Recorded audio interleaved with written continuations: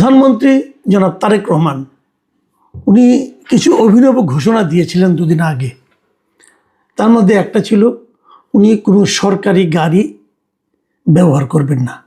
ওনার নিজের যে গাড়ি আছে উনি সেই গাড়িটাই ব্যবহার করবেন এবং ওই গাড়ির ড্রাইভারের বেতন এবং ওনার যে তেলের খরচ এটা উনি নিজেই বহন করবেন।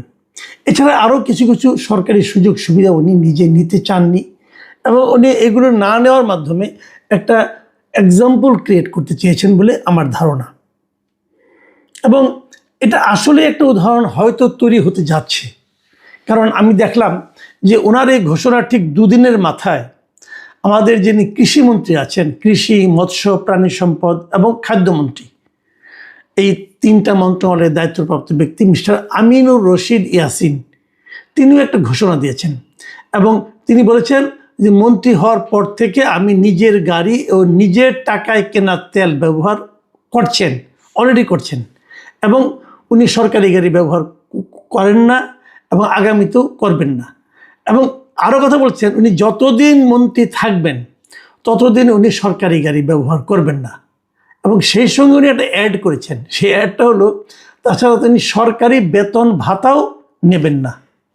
এখন এই যে ঘোষণাটা মিস্টার আমিনুর রশিদ ইয়াসিনের, এটা কেন?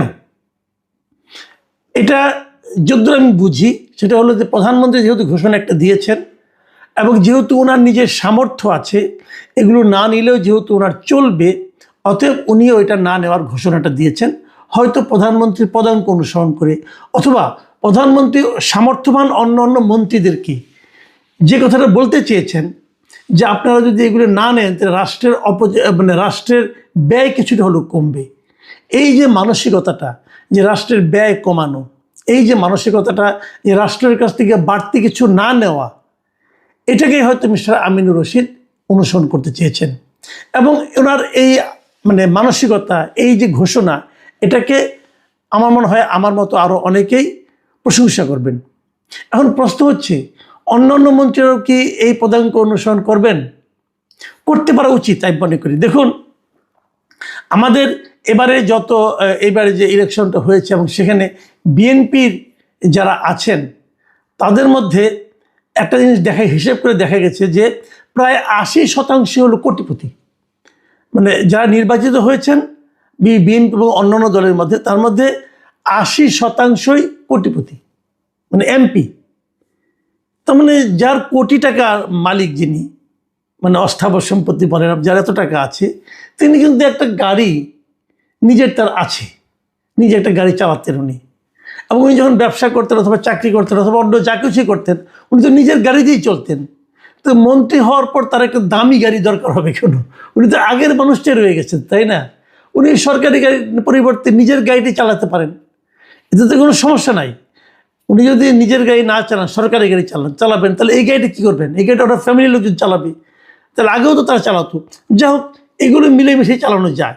এবং আরেকটা জিনিস দেখা গেছে, এই যে আপনার যারা কোটিপতি আছে, মন্ত্রী যারা আছে, এই মন্ত্রীদের মধ্যে প্রায় সবাই কিন্তু কোটিপতি।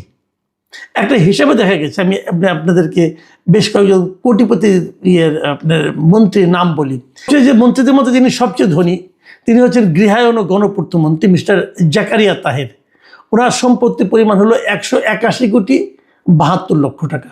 এবং তার চেয়ে একটু কম ধন যার আছে, 116,91,00,000 টাকা আছে মিস্টার আব্দুল আউল মিন্টু, যিনি নাকি পরিবেশ, বন এবং জলবায়ু বিষয়ক মন্ত্রী।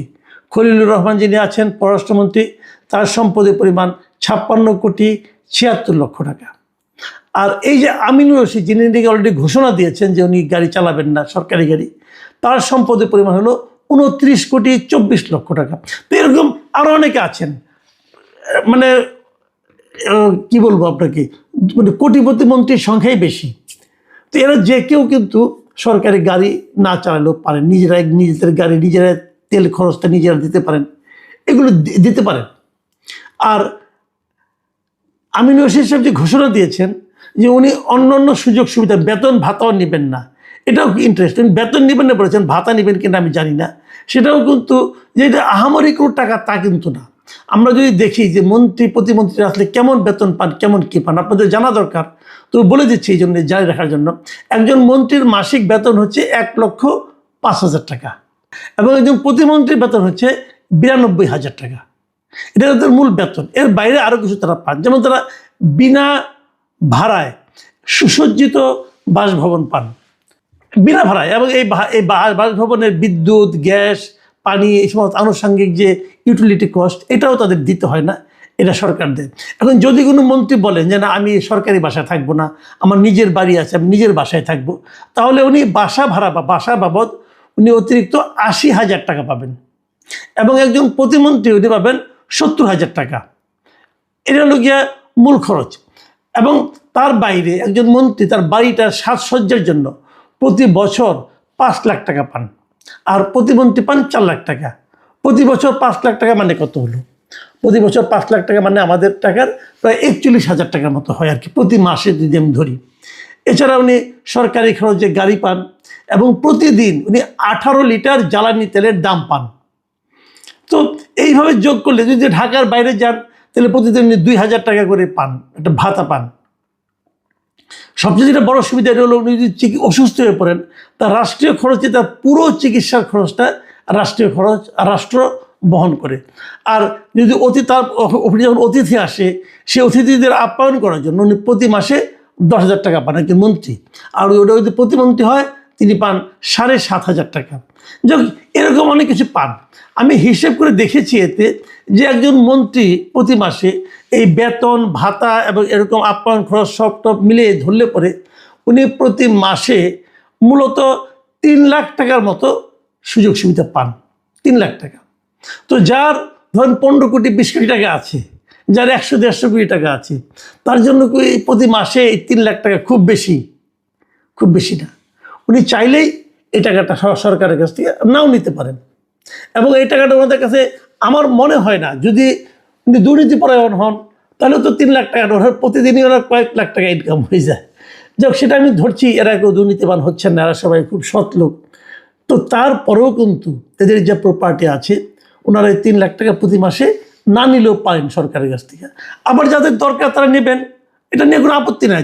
যাদের দরকার নাই তারাও যদি নেন, তাও আপনি কোনো আপত্তি করতে পারবো না। কিন্তু ওনাদের সদিচ্ছাটা আমরা বোঝার চেষ্টা করছি।